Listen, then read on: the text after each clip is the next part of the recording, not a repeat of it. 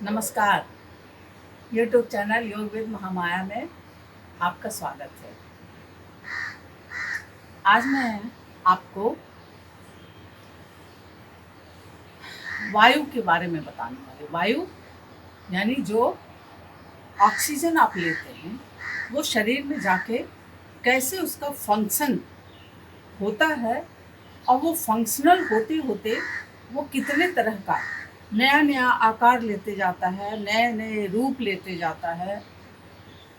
तो ये जो आपकी प्राण वायु, शुरुआत करते हैं। प्राण वायु आप जानते हैं, ये तो सब लोग जानता है। प्राण यानी कि जो ऑक्सीजन आप ले रहे हैं वो ऑक्सीजन, उसके बारे में ये प्राण वायु। लेकिन ये ऑक्सीजन जब शरीर के अंदर आपके जाता है उसके बाद ये अलग अलग, इसके फंक्शन भी अलग हो जाते हैं और ये अपना रूप भी परिवर्तित कर लेता है। विभिन्न अंगों के संपर्क में आने की वजह से, विभिन्न खाली जगहों पे आने की वजह से इसके रूप बदलते जाते हैं। इसी को हमारे ऋषि मुनियों ने जब वो ध्यान की अवस्था में, समाधि की अवस्था में उन चीज़ों को महसूस किए, तब उन्होंने एक प्रकार बनाया।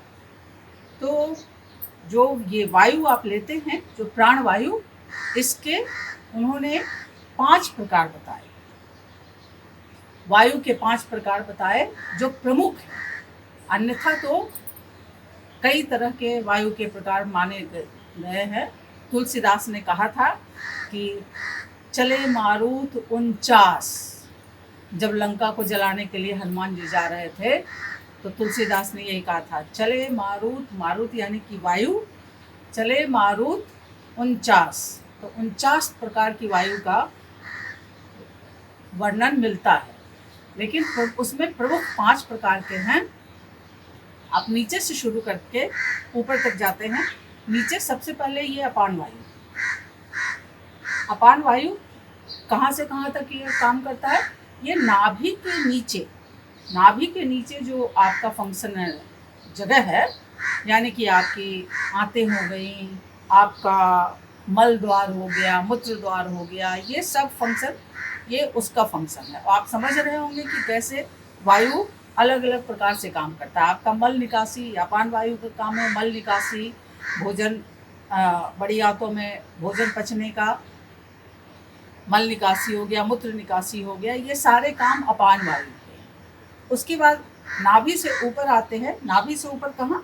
वहाँ से लेके ये आप चेस्ट तक मानिए, दिल तक मानिए, इस जगह के क्षेत्र में जो भी आपके ऑर्गन्स हैं, जो भी अंग हैं, उनमें जो वायु काम करती है उसे माना गया समान वायु। इसे अलग अलग नाम दिए हैं और ऋषि मुनियों ने ये सब नामकरण भी उन्हीं लोगों का किया हुआ है और ये वर्गीकरण भी उन्हीं लोगों का किया है। कैटेगराइज जो किया गया है ये भी वही लोगों, ऋषि मुनियों ने किया।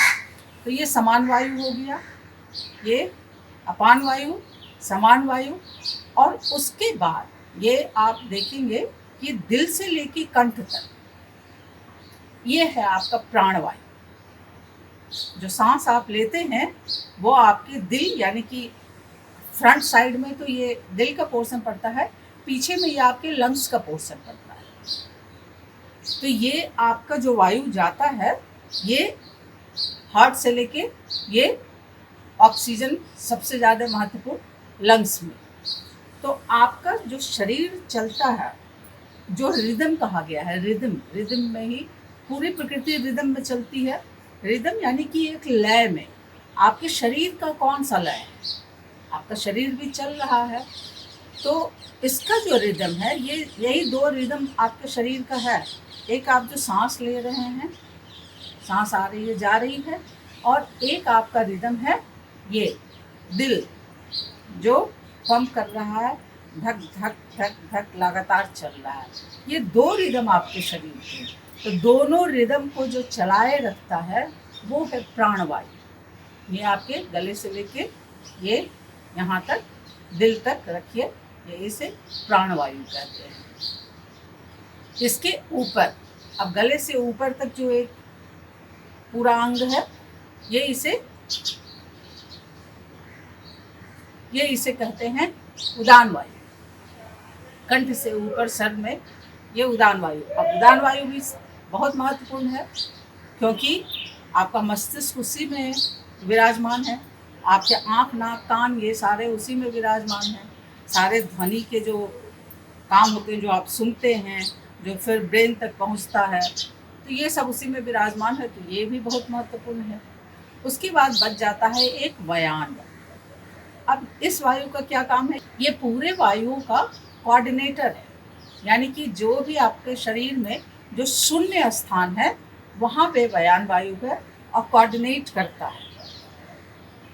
तो कोऑर्डिनेट करता है यानी कि इन दोनों को मिलाएगा, उन दोनों को मिलाएगा, जहाँ आवश्यकता होगी वहाँ, इस तरीके का उसका काम है। तो ये सबसे महत्वपूर्ण है।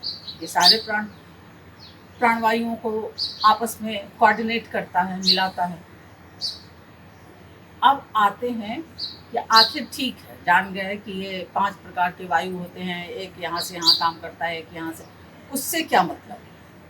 उससे मतलब ये है कि देखिए, जो हर तरह की वायु हैं उनके काम करने से, आप जो आसन करते हैं, प्राणायाम करते हैं, उससे किस तरह की वायु पे कौन सा प्रभाव पड़ता है। जैसे अगर आपने उज्जयी किया तो आप देख रहे हैं कि गले से आवाज़ निकालते हैं, तो ये आप समझ जाइए कि किस वायु के लिए काम होगा। हाँ, तो ये। और दूसरा, आपने भ्रामरी किया तो भ्रामरी भी यहाँ से आवाज़ निकालते हैं, नाक के पास से, ऊपर से। तो ये भी, तो ये दोनों मिलते जुलते एक जगह के वायु के लिए काम करते हैं, मस्तिष्क के लिए काम करते हैं। तो इन दोनों का वो असर हुआ। अब आइए सबसे शुरुआत करते हैं। आपको आज मैं इन 5 प्रकार की वायु के बारे में, अलग अलग फंक्शन और अलग अलग इनके चीज़ों के बारे में हम दूसरे वीडियो में भी बताऊंगी। आज शुरू करते हैं सबसे निचले अपान वायु से, कि आखिर इसका क्या फंक्शन है और ये किस तरीके से आपको, और इसके बारे में कुछ किस तरीके से आपको सहायता करता है, या उसके में अगर कोई फंक्शनल कोई परेशानी पैदा हो जाती है तो आपको क्या परेशानी होती है, और फिर उसको सही रखने के लिए कुछ आसन बता दूँगी।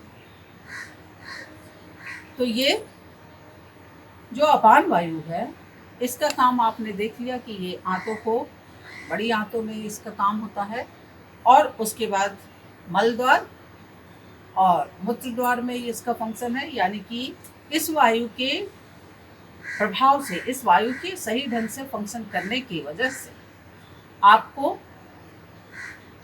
मूत्र का निष्कासन होता है और मल का निष्कासन होता है, और आंतों में भोजन अच्छी तरह पचता है। तो आंतों से लेके और ये निचले भाग तक का काम है। अगर इसमें जरा सा भी फंक्शनल अगर उसका सही नहीं है, अगर आपका उदान वायु थोड़ा गड़बड़ हो जाता है, अपान वायु, तो फिर आपको ये कॉन्स्टिपेशन की परेशानी, फिर आपको पता चला कि यूरिन का ब्लॉकेज, इस तरीके की कुछ भी हो सकता है। तो अपान वायु की वजह से अगर उसमें कोई भी फंक्शनल अगर डिसबैलेंस अगर हो गया, पैदा हो गया, तो उसकी वजह से आपको कॉन्स्टिपेशन की परेशानी है। और अगर कॉन्स्टिपेशन की परेशानी अगर आपको होती है तो आप समझिए कि आपका पूरा शरीर ही डिस्टर्ब हो जाता है, क्योंकि जो मल है, यानी कि जो उच्छिष्ट पदार्थ, यानी कि जिसको बाहर होना चाहिए, अगर वो बाहर नहीं निकलता है, अगर वो आपके शरीर में बना रहता है, तो समझिए कि उससे कितने तरह की परेशानी पैदा होगी आपको। जो गंदगी को बाहर निकल जाना चाहिए, वो गंदगी जब बाहर नहीं निकलता है तो तमाम तरीके के रोग पैदा करता है, तमाम तरीके के वायु विकार पैदा करता है। तो इस तरीके से अपान वायु को सही ढंग से फंक्शन उसका होना बहुत ही आवश्यक है। इसको ठीक रखने के लिए आप क्या करें? इसको ठीक रखने के लिए आपको बता रही हूँ कुछ आसन, जो आपके इस पोर्शन पे सबसे ज़्यादा स्ट्रेस डालता है। उसी स्ट्रेस क्या मतलब सबसे ज़्यादा वहाँ पे उसका प्रभाव पड़ता है। तो उन आसनों को देखते हैं वो कौन कौन से आसन हैं, उनको आप करने से आपका पाचन क्रिया और कॉन्स्टिपेशन ठीक रहता है और आपका शरीर भी ठीक रहता है। तो देखते हैं वो कौन कौन से आसन हैं। पीठ के बल जमीन पे लेट लें। इसके बाद सबसे पहला आसन बताती हूँ, विपरीत करनी। इसमें आप अपने दोनों पैरों को धीरे धीरे धीरे धीरे सांस भरते हुए ऊपर उठाते रहें और ये 90 डिग्री का कोण बनाते हैं। ये पूरे शरीर में 90 डिग्री का कोण बनाते हैं। आप देखेंगे कि इससे गुरुत्वाकर्षण शक्ति चेंज होती है और ये सब यहाँ पे सबसे ज़्यादा आपको इसका प्रभाव पड़ता है। तो ये जो हो गया, ये 90 डिग्री का कोण, ये सबसे ज़्यादा यहाँ पे प्रभाव पड़ता है। तो इसके लिए इसकी वजह से ये अपान वायु पे सबसे बेहतर, उसको बेहतर बनाने के लिए, उसका फंक्शन सही रखने के लिए ये आसन आपको बहुत ही लाभदायक है। और इसी वजह से फिर कई तरह की बीमारियों में ये फायदेमंद होता है ये आसन। बहुत सारे लोग इसको दीवार के सहारे भी कर लेते हैं कि अगर आप ज़्यादा देर से नहीं रख पाते हैं इसे, तो आप दीवार का सहारा ले लें, दीवार के सहारे इसको टिका लें और फिर बने रहें और गहरी लंबी सांसें लेते रहें। इससे आपका होता है कि सांस की जो प्रक्रिया है, जो प्राणवायु जा रही है, वो सांस भी लंबी होती है और आपके यहाँ पूरे समान वायु तक पहुँच जाती है। लंबा आप सांस ले रहे हैं, छोड़ रहे हैं, सांस ले रहे हैं, छोड़ रहे हैं।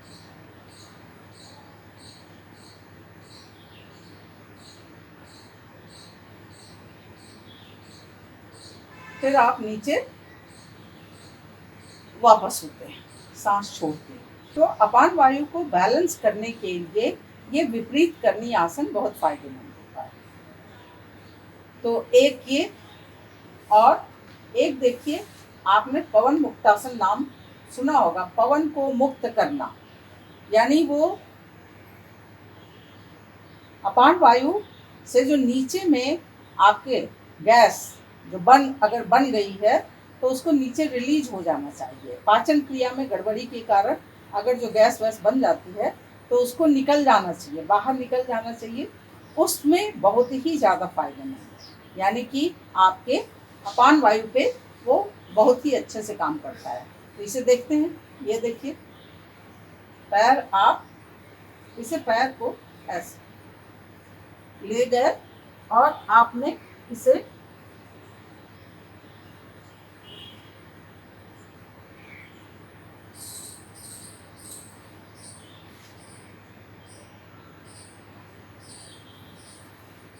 दूसरे पैर से भी इसे देख लेते हैं।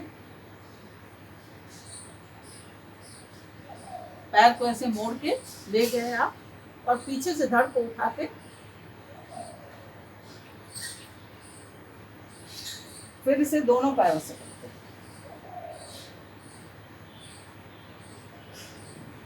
दोनों पैर से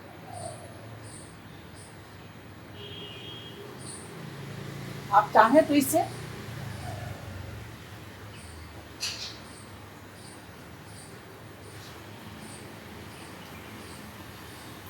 पवन मुक्तासन कहते हैं। पवन मुक्तासन नाम से ही है कि ये पवन को मुक्त करता है, तो आपके निचले अंग से ये गैस निकलते रहती है। अगर कोई गड़बड़ी हो भी गई है, अगर पाचन क्रिया की वजह से, तो वो रिलीज हो जाना चाहिए, उसे बाहर निकल जाना चाहिए, क्योंकि वो अंदर रहेगा तो परेशानी पैदा करेगा। तो इसलिए ये पवन मुक्तासन इसमें बहुत ही अच्छा सहायक माना जाता है। और एक है आपको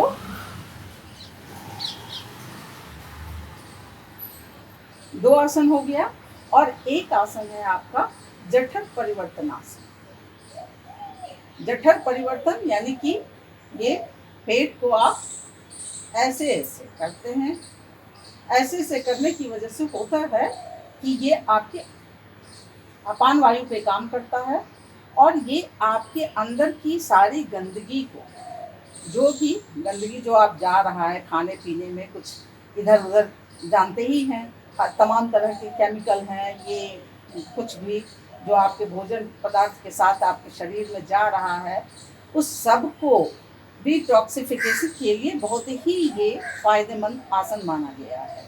तो ये आपकी गंदगी निष्कासन में अपान वायु पे काम करता है और ये पूरे गंदगी को निचोड़ के जैसे कि बाहर निकाल देता है। तो इसे देखते हैं, इसे कैसे करते हैं। दोनों पैरों को ऐसे अपने जांघ के पास सटा लेते हैं और उसके बाद आप दोनों पैरों को, घुटने को साथ साथ में लगे हुए आप उधर ले जाएंगे और गर्दन को इधर ले जाएंगे। तो देखते हैं, ये देखिए दोनों घुटने को उधर ले गया और ये गर्दन को इधर ले आए। इसे आप दूसरे साइड से भी कर ले।